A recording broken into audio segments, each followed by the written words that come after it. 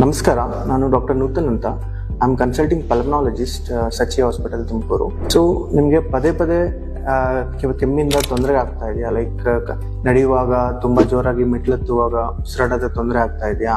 ಅಥವಾ ಉಸಿರಾಡುವಾಗ ಸೀಟಿ ಹೊಡೆಯೋ ತರ ಶಬ್ದ ಬರ್ತಿದ್ಯಾ? ಅಥವಾ ತುಂಬಾ ನೇರ ಮಲ್ಕೊಂಡಾಗ ರಾತ್ರಿ ಹೊತ್ತು ತುಂಬಾ ಕೆಮ್ಮು ಕಾಡ್ತಿದ್ಯಾ? ಮತ್ತೆ ಬೆಳಗಿನ ಜಾವ ತುಂಬಾ ಕೆಮ್ಮು ಆಗೋದು? ಅಥವಾ ನೀವು ಮನೇಲಿ ಅಡುಗೆ ಮಾಡ್ತಾ ಇರ್ತೀರಾ, ಅಡುಗೆ ಮಾಡುವಾಗ ಹೊಗೆ ಕುಡಿದಾಗ ಕೆಮ್ಮು ಬರೋದು, ಅಗರಬತ್ತಿಯಿಂದ ನಿಮ್ಗೆ ಕೆಮ್ಮು ಬರ್ತಿದ್ಯಾ? ಸೊ ಇದೆಲ್ಲ ಅಸ್ತಮಾ ಲಕ್ಷಣ ಇರ್ಬೋದು. ಇದರಿಂದ ಹೆದರ್ಕೊಳ್ಳೋ ಏನೋ ಅವಶ್ಯಕತೆ ಇಲ್ಲ. Asthma is A treatable.